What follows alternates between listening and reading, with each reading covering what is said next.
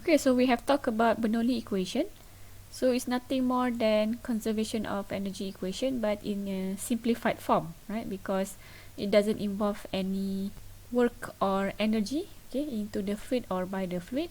It only has potential energy, okay, Gz, kinetic energy, as well as pressure energy from the fluid.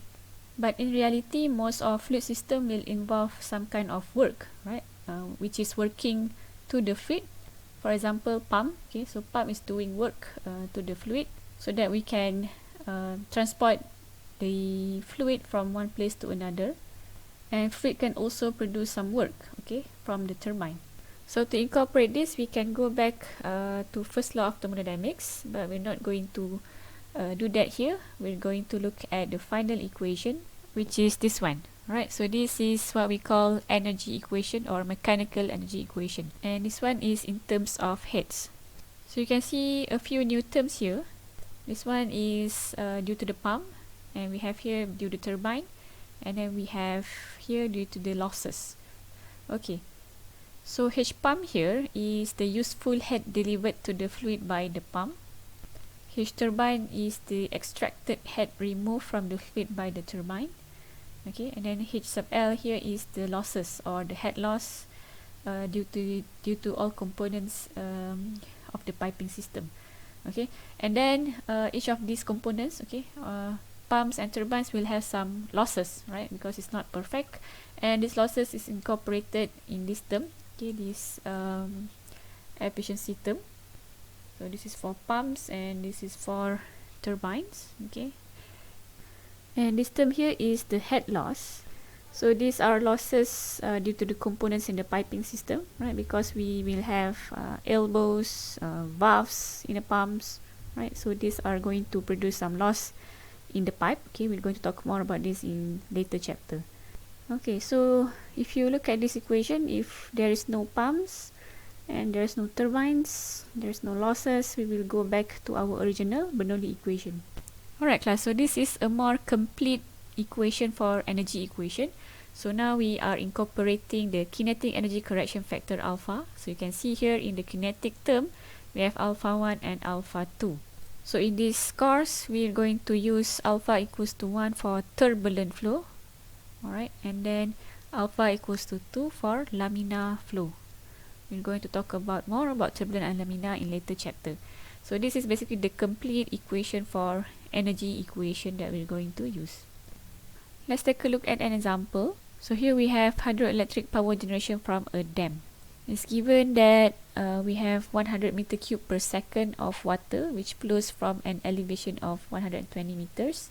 So this water flows into a turbine which later generates electric from the generator. So head loss here is given, which is 35 meter. Okay.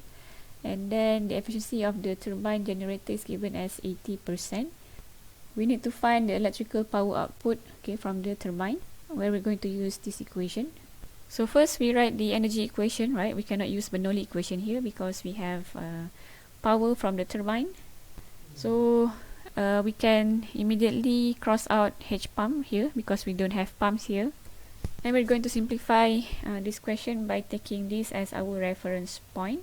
Okay, so therefore Z2 is equals to 0. So let's take a look at the pressure. So pressure at point 1 is just atmospheric pressure, same as at point 2. Therefore we can cross these two out. How about velocity? So velocity on the surface of the water is also 0 here at point 1 as well as point 2, right? So therefore we are left with this equation. Okay, so Z1 equals to H turbine plus HL. So we can solve for H turbine because we have Z1 and HL. Okay, and then solve for power by turbine by using this equation. Okay, now we need to find the mass flow rate. Okay, so we are given 100 meter cube per second. So we need to find the mass flow rate, right? So m dot equals to rho times b dot. Okay, so basically this is the volumetric rate. Okay, so we know the density of water, so we can solve this. We get 10 to the power of 5 kilogram per second. Right, so we have everything and we can solve for electrical power produced. Let's do this example. So we have underground water is to be pumped by a 78% efficient 5 kilowatt submerged pump to a pool whose free surface is 30 meter above the underground water level. The diameter of the pump is given, where in the intake side we have 7 centimeter and we have smaller one on the discharge side. We need to find the maximum flow rate of water and the pressure difference across the pump. Assume the elevation difference between the pump inlet and outlet, as well as the effect of kinetic energy correction, is negligible. Alright, so let's write the mechanical energy equation first.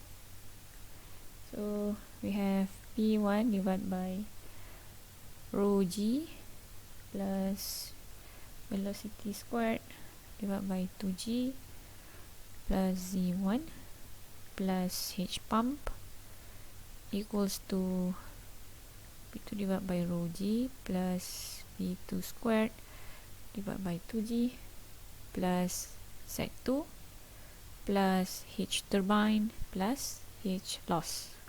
And we can simplify a lot of terms in this equation. Okay, first let's look at our system and we can put this one here. Here is 0.1 and here is 0.2. Alright, so we can take our reference point here. Okay, therefore we can so Z1 equals to 0, right? And then what about P1? So P1 and P2 is the same. They're at atmospheric pressure, isn't it? So we can cross this out. And it doesn't give us any losses. Okay, and then it says here the maximum flow rate. Okay, maximum meaning we are assuming there's no loss inside the pipe. Okay, therefore HL equals to 0. And then how about velocity? So velocity at the surface of the water on the pool, we can assume to be 0. Okay, same as velocity on the surface of the water here. So V1 equals to 0. So therefore we are left with HP equals to Z2. Okay, and then previously it's given that HP is efficiency of the pump times power of the pump divided by mass flow rate times gravity, okay, equals to Z2. Okay, and then we can solve for mass flow rate. Okay, so mass flow rate of water m dot. Okay, so those are my numbers. Okay, so this is equivalent to joule per second, which is what, right? This is to check whether I got the correct units. Okay, let's do that. So I have meter squared here, I cross out, second squared, therefore I am left with kilogram per second. So that brings us to 13.3 as the answer. But we need flow rate, right? So we need volumetric flow rate, so that is just m dot divided by rho. Okay, so the second part of the question asks us to find the pressure difference across the pump. So we need to draw another system, okay, which is the pump now. And let's take the inlet here as 0.3 and outlet here as 0.4. Okay, and then we write the energy equation. Okay, so now let's simplify this equation. Since we can neglect the elevation between inlet and outlet of the pump, so Z here we can cross out, right? We can neglect HL as well as turbine because we don't have turbine. So we are left with these terms. Now if we rearrange this to be such that I can define P4 minus P3, right? So the pressure difference between outlet and inlet. My equation will be like this. So this is equals to P3 squared minus P4 squared divided by 2G plus HP. Okay, H by the pump. Okay, so that's my equation that I need to solve for pressure difference. So this one we know earlier, right? So rho g HP. So if we look back here, Since there is no loss, so we immediately can write HP, head by the pump, equals to elevation Z2. Alright, so I'm going to put here HP equals to 30 meter in order to simplify my calculation. Alright, so now let's determine what's velocity at 3 and velocity at 4. Okay, so for this one, we're going to use the continuity equation. So continuity equation is A1 B1 A1 B1 or 3, let's put 3 here, equals to A4 B4 equals to the volumetric rate. And since we already found our volumetric rate earlier, which is this, right? So therefore, it's easy, right? And we are also given the diameter of the pump in the inlet and the outlet. Okay, so let's do this. So to find V3, velocity at point 3 is just volumetric flow rate divided by A3. This is 0.0133 meter cube per second divided by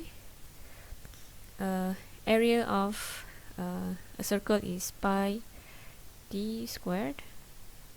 This is d3, right? Divided by 4. Okay, where d3 equals to 0.07 meter. Okay, solve this and you will get 3.46 meter per second.